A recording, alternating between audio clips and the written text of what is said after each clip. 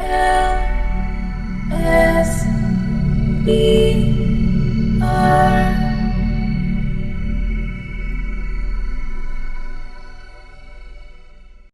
Halo Halo teman-teman, teman-teman, perkenalkan nama saya Fanaza Bahana.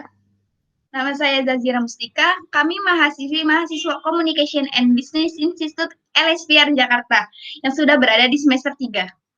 Video ini merupakan salah satu tugas akhir dari subjek Business and Professional Speaking yang diajarkan oleh dosen kita, yaitu Bapak Charles Bonar Sirait. Saya Charles Bonar Sirait. Ini aku dan sebuah cerita. Benar sekali. Topik pembahasan kali ini kita mengenai pemulihan ekonomi Indonesia pada tahun 2021 akibat pandemi COVID-19. Selamat menyaksikan.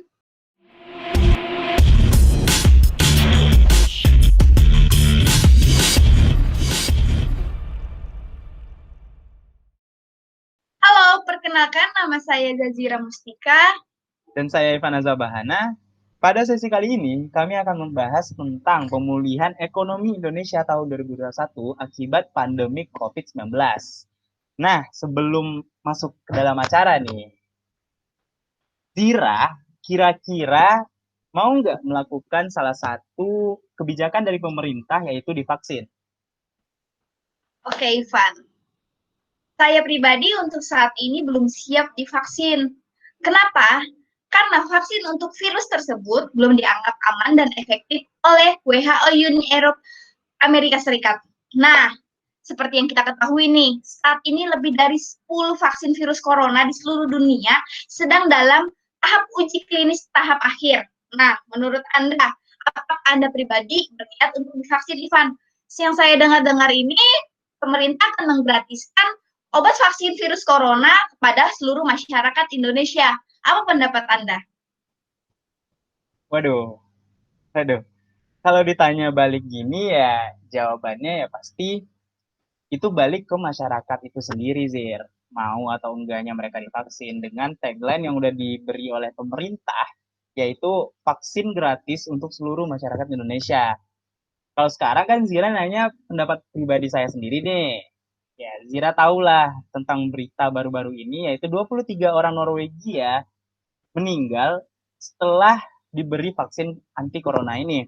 Dan 13 kematian itu sudah diteliti dan terbukti bahwasannya itu diakibatkan oleh dari efek samping vaksin anti corona itu sendiri ya. Jadi jawabannya Zira tahu lah ya, you know lah. No. Back to the topic. Sepengetahuan Zira nih, apakah ada gambaran masa depan perekonomian Indonesia tahun 2021 yang diperkirakan oleh pemerintah untuk masyarakat Indonesia kita ini? Oke, Ivan. Menurut AA.com, artikel yang saya baca yang dirilis pada tanggal 29 Desember 2020 menyebutkan bahwasanya beberapa lembaga internasional sudah memproyeksi pertumbuhan ekonomi Indonesia yang akan membaik pada tahun 2021 dan akan masuk ke zona positif. Tetapi kita semua tahu kan bahwa 2020 merupakan masa yang berat bagi kinerja perekonomian Indonesia secara menyeluruh. Sehingga seiring memburuknya ekonomi global akibat COVID-19. Pada kuartal pertama, ekonomi Indonesia masih tumbuh positif 2,97%, Ivan. Tapi kemudian pada kuartal kedua, ekonomi muncul bebas menjadi minus 5,32%. Nah, sehingga pada kuartal ketiga, pertumbuhan ekonomi relatif membaik, walaupun masih terkontraksi dengan pertumbuhan minus 3,49%. Nah, kata Sri Mulyani beberapa waktu lalu memproyeksi pertumbuhan ekonomi pada kuartal keempat sedikit membaik meskipun belum bisa menembus zona positif dengan perkiraan minus 0,9% hingga minus 2,9%. Lantas, berdasarkan kondisi tersebut, perjalanan pertumbuhan ekonomi di Indonesia ini di tahun 2021 juga diperkirakan tidak akan begitu mulus, Ivan. Walaupun pemerintah memperkirakan pertumbuhan tahun 2021 akan membaik hingga kembali ke zona positif hingga 5%. Oke, Zira tadi mengatakan bahwasannya target pertumbuhan perekonomian Indonesia pada tahun 2021 akan kembali ke zona positif sebesar 5%. Sedangkan yang kita tahu bahwasannya consumer confidence Indonesia lagi turun-turunnya. Middle class spending juga lagi turun-turunnya. tingkat kemiskinan dan pengangguran semakin lama semakin menaik.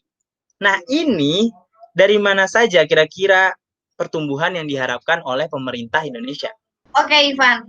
Memasuki 2021, angka yang terkena COVID-19 ini meningkat dan tingkat kematiannya sampai 3%. Pemerintah melakukan pembatasan untuk menghindari peningkatan virus ini. Wabah virus corona ini akan membawa dampak negatif loh bagi sektor pariwisata, transportasi, dan travel. Nah, agar sektor pariwisata tidak terdampak mengalami penurunan adanya virus corona ini, pemerintah bisa nih dengan melakukan melalui insentif, melalui subsidi, atau menciptakan event-event. Kalau sektor pariwisata mampu menciptakan event di dalam negeri, maka kita bisa nih membantu sektor perhotelan, restoran, dan makanan. Ini saya rasa persis seperti krisis pada tahun 2008 loh. Pemerintah juga harus nih memikirkan bagaimana mengamankan daya beli. Ada program-program untuk mendorong konsumsi atau sektor-sektor tertentu. Nah, dengan kemiskinan bertambah pada masyarakat Indonesia, pemerintah berusaha nih untuk melebihi meningkatkan konsumsi masyarakat melalui kebijakan seperti KUR, menerapkan kartu prakerja, dan kemudahan sertifikasi halal untuk UMK demi menguatkan permintaan domestik. Jadi, pemerintah harus melakukan percepatan dan perluasan digitalisasi transaksi daerah, Ivan.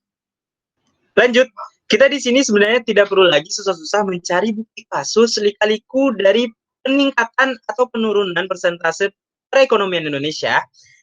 Upaya apa saja yang sudah dilakukan pemerintah untuk memperbaiki itu semua, dan apa saja efek perkembangan yang sudah dirasakan oleh masyarakat Indonesia kita ini.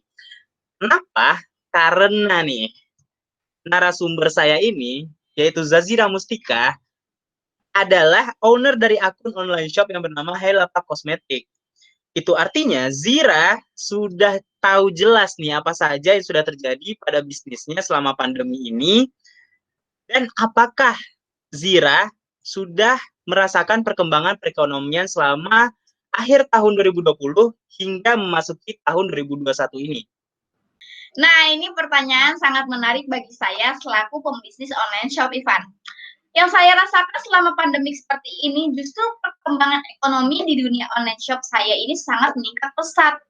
Kenapa saya merasakan seperti itu? Dikarenakan kan pemerintah ini menganjurkan masyarakat untuk di rumah saja dan melakukan social distancing. Sehingga masyarakat ini takut untuk keluar rumah. Jadi kebanyakan masyarakat melakukan pembelian bahan pangan seperti kebutuhan sehari-hari ini melalui online shop. Kemenko Ahmad M. Ramli dalam rapat bersama Panja Pemulihan Pariwisata mengatakan bahwa di era pandemi seperti ini, online shop ini mengalami peningkatan hingga 400% loh. Karena masyarakat sangat bergantung pada telekomunikasi untuk memenuhi kebutuhannya sehari-hari. Jadi meskipun selama pandemi seperti ini, ada beberapa loh pengusaha online yang mendapatkan keuntungan selama pandemi COVID-19 ini, Ivan. Oke, karena dari tadi yang nanya Ivan terus nih, sekarang giliran saya yang ingin bertanya ke Ivan. Menurut Ivan sendiri, apa sih sebenarnya yang menjadi akar masalah asal-muasal resesi krisis ekonomi Indonesia sekarang ini? Dan apa kunci dari biasanya negeri ini memperbaiki perekonomian di Indonesia? Terima kasih Zira atas pertanyaannya. Menurut saya, akar dari semua kasus atau masalah yang Zira pertanyakan tadi adalah faktor tunggal dari COVID-19 ini. Maka dari itu, kebijakan yang paling masuk akal dan harus bekerja di lapangan yaitu kebijakan untuk mengendalikan COVID-19 ini.